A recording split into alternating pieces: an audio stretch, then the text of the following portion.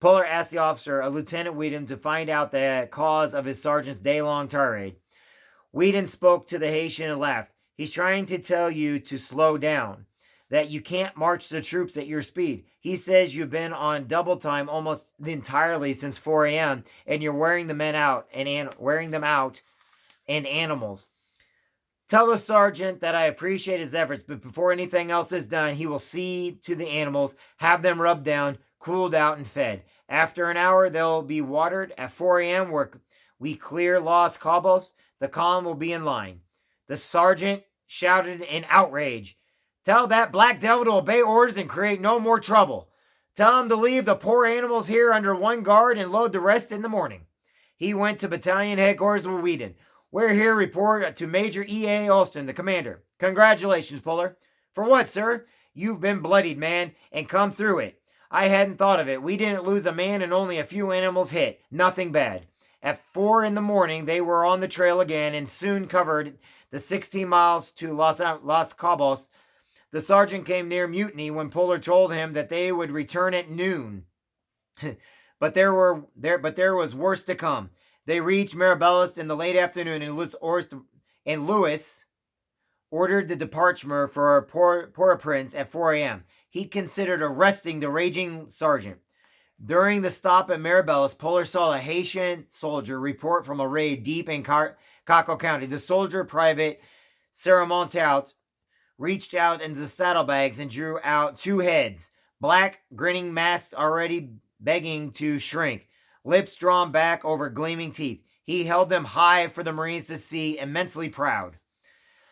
Late that afternoon, when the patrol reached Port-au-Prince, an automobile rolled beside Puller and departed Commander Colonel Walter and Hill leaned out. Why didn't you go to La Cabros? I did, sir. I've been sending trains there for years, and you're the first ever got there and back in 3 days? You've got a permanent job running trains. How are your animals? All right, sir, so far as I know. A few flesh wounds. They better be all right. I'll be down to inspect them at 8 a.m. tomorrow. Puller seemed preoccupied when he turned over the mounts to Lieutenant Richards at the corral. The old man's going to eat me alive about those sorebacks. I told him they were okay, and he's inspecting in the morning. Puller, I'm an old 7th Cavalry man and the best damn vet the Army ever had. Biggest liar, too. All right, wait and see. Before Colonel gets here in the morning, I'll curve every one of those sorebacks. I'll give you $10 if you do. Before 8 a.m. in the morning, Lewis and Richards were awaiting Colonel Hill at the corral. You owe me $10, old man. There's not a soreback in the lot. Puller walked down to the lines. These aren't mine, horses or mules either. The colonel won't even know it. If he's any kind of horseman, he will. Just hand me the 10. You're safe. He won't know one end from another. Puller paid, and when he saw the expression of wonder on the colonel's face at the inspection of the animals, he knew that the money was well spent. Within a few days, Puller was back on the trail, driving his mule train to mountain outposts. Lewis tried to join a small striking force, Mobile Company A, newly formed to clean out the Caco bands in the Miraclas Calabos area. The company was full, but in less than a week, its commander went to a hospital, and Colonel Hill summoned Puller to take his place.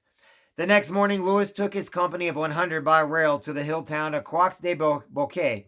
His officers were the newly commissioned native lieutenants, Lieutenant Bronat, and his first sergeant was one Claremont, a tiny black man who experienced perfect control over his troops. In the ranks was also Private Sermont, the headhunter, whom Puller had pried from Welda's command by promising to make the young native a corporal, though he could neither read nor write. More than 100 native women awaited the company at Corps de Boutique, ready to follow and support it. Sergeant Claremont detained his women to act as cook and laundress for Puller. The column marched over the mountains to Mirabas. They had only 2 days of training before plunging into the wild country, and Puller spent much of it on the rifle range, where he saw each man fire 25 rounds, the first of his efforts to teach every man who served with him to become a sharpshooter. He also broke up the squads into 2 4-man firing teams, anticipating Marine Corps policy by 20 years. With the aid of Latet and Brut, he drilled the men for short fights against the enemy in ambush. He used his Bulgar, he used his bulgar, who would march with him on the trail to sound plays in the manner of a football coach. One bugle blast and the column faced left. Two bugle blasts, they faced right. Three bugle blasts and the two leading the platoon deployed into the line.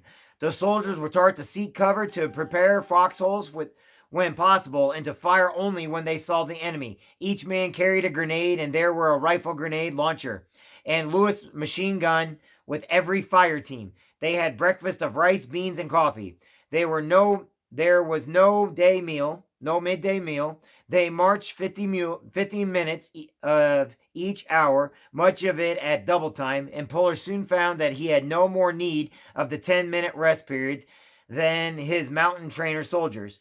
A few hours of town on their first patrol, then he saw men slyly removing their leggings. Puller ordered all of them removed since they were tight and uncomfortable, and slowed the troops. He noted the men now resembled Confederate infantry with trousers tucked into socks. The column soon halted, and when Puller moved up, he saw a Camp Fowler giving birth to a baby. A group of women calmly attended her at the trailside. Puller was alarmed, but Looney assured him, "It happens much with our people. The column may move, the women will see to her, and she will soon be marching with us." At reveille the next morning, a proud, grinning soldier, Private Franks, brought his wife and greasy baby boy to be admired. The child was covered with gun oil in the absence of other lubricants and gave off material aroma as he suckled. The woman walked with the column all day. Luete and Berlin made a new proposal. "Captain, we are wasting time with so much daylight marching. We must move by night if we wish to catch the chaos in camp. We will be ambushed by day if they are many or if they are few, and they will hide." "Fine, we start tonight." The column pushed on. It was the dry season, and the trail led along the heights. On the second night of the march, Puller saw fires on the ridge below them. A man whispered, "Cacos!" Puller reached into his pack and pulled out a pair of old basketball shoes he had drawn from the athletic officer, and the others took off their shoes. With Letty and the two sergeants, Lewis moved down the trail toward the enemy camp. Barat remained in command of the company. Drums were loud in the camp, which was on a ridge amid open fields, and the small party crept to within a few yards. The Carrs were having a celebration over some victory. The scouts climbed back to the company, and Puller prepared the attack at dawn. He placed the men in line on the sides of the ridge and sent crews within three of the machine guns to the left, where they covered the enemy rear on the flank. "They will run after the first firing," the old lieutenant, "and they'll run right into our fields of fire." The brown man grinned with his approval. The valley cracked to the first moment of daylight, and there was complete surprise. The fight ended quickly. Puller found 17 bodies on the ridge, lying among them old farm buildings and crude lean-tons. Most of the casualties were in the rear, where the machine guns had covered the open, and at least 100 machetes were lying on the field. When the troops occupied the grove, the place was alive with gamecocks, stalked on the short lines, 203 of them in all. The men fell upon them excitedly. They brought out blackened 5-gallon tins once used for kerosene and gasoline, and soon had them boiling with water and rice. A cockfight tournament began. The birds fought in the Haitian fashion, with their natural spurs honed as sharp as razors. Men squatted in a ring about the fearless cocks, who thrown into the ring, once the pair after another. As one went down, a new cock took his place. The victim's neck was rutting without ceremony. Quick hands plucked and dressed him. His body was cut up, and he went into the pot. A tantalizing aroma filled the grove. Puller found the soup from the tins delicious, though its only ingredients were chicken, rice, and salt. The company spent the day fighting cocks and eating chicken and rice and sleeping. At night they were off again, carrying the dozen surviving roosters. When they went back into the Mirabilis, the cocks earned them small fortunes in the cockpits of the town. Luente told Puller, "A marvelous system for weeding out the boys from the men. Victory or the cooking pot. It is like this in the combat, Captain." On the trail soon afterward, the captain had a lesson in the stern discipline of Haitian troops. A soldier near the end of the column began to straggle a shining black man whose body shook with rolls of fat. He sat at the side of the trail, moaning that he was exhausted. Luity barked orders, and the yelping culprit was trusted with a lariat tied to the saddle of a pack mule. He was dragged at a lively pace along the trail. The body thumped and tumbled for 700 yards until the screams and subsided to groans and desperation. Lunti then relented, and the bleeding man staggered to his feet. To Polar's astonishment, he strangled no more and made his way with the column until the next halt, when he fell as if he had been poleaxed. Give me a second here. I'm going to try. It seems cruel, Captain Lee asked. Without it, the patrol must fail, for if one man falls, others will fall out. They will indulge their weakness, and we cannot allow this. Do not forget that we are 50 miles from base, Captain, and that if we had left this man alone on the trail for 1 hour or 10 friends at Carcos, we'd have cut him into ribbons. Polar was convinced, but when he looked at the blood-crusted skin of the sleeping shoulder, Lune smiled. Within a week, Captain, he will be a new man. We are not so savage as we seem.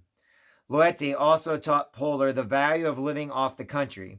In the twilight, Lewis saw the preparation of a feast that seemed a miracle. They had bought steer from a native farm. As the column passed, Loetti had urged generosity so that the farmer would remain friendly.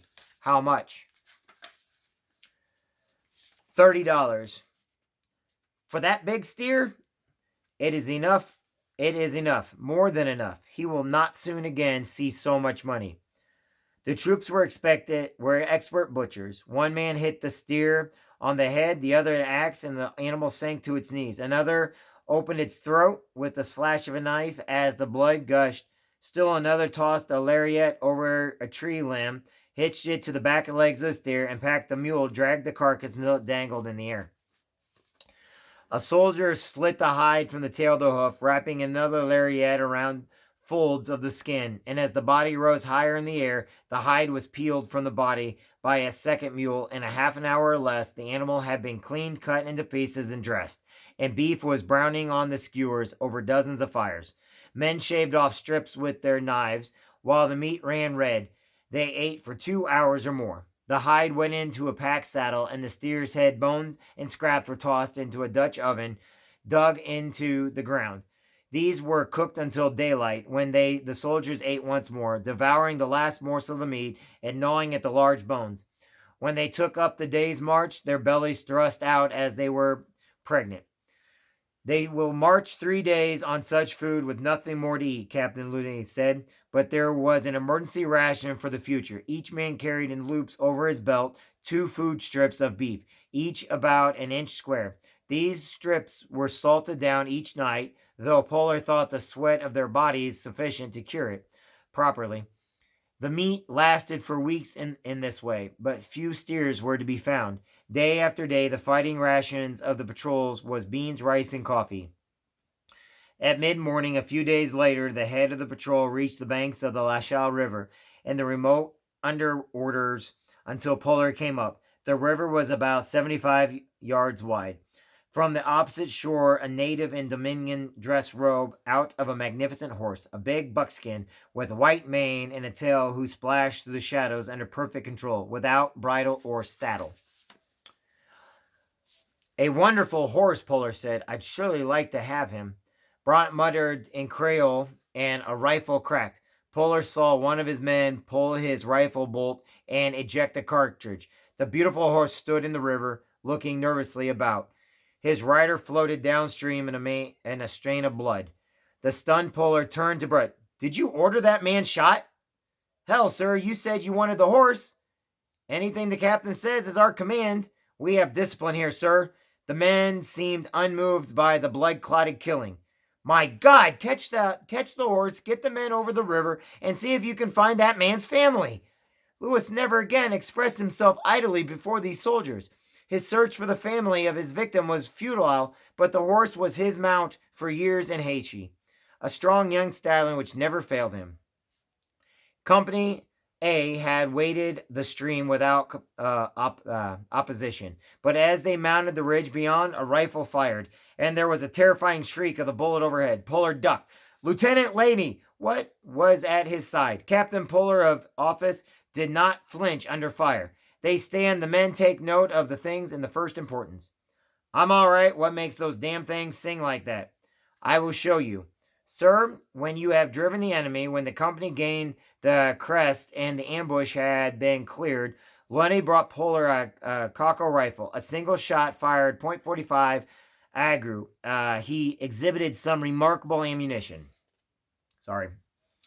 They have little to fight with the sir, so they make it off what they can. There is little enough lead, and so they cut telephone wire and stick these bits of copper into the shell, using a little lead to hold them.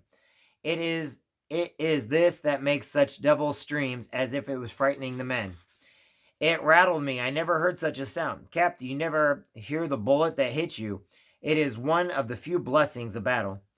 During the rest on the ridge of a man handled Puller half of a pineapple. Lewis began to eat it. He tossed it aside when he saw that it was blood-stained. On closer inspection, he found the hillside was sprinkled with blood of the cockle bandits, though no bodies remain. They carry off every body and every wounded man.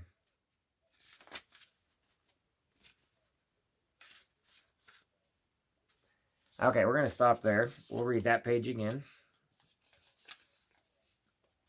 All right. So that's what we're reading now.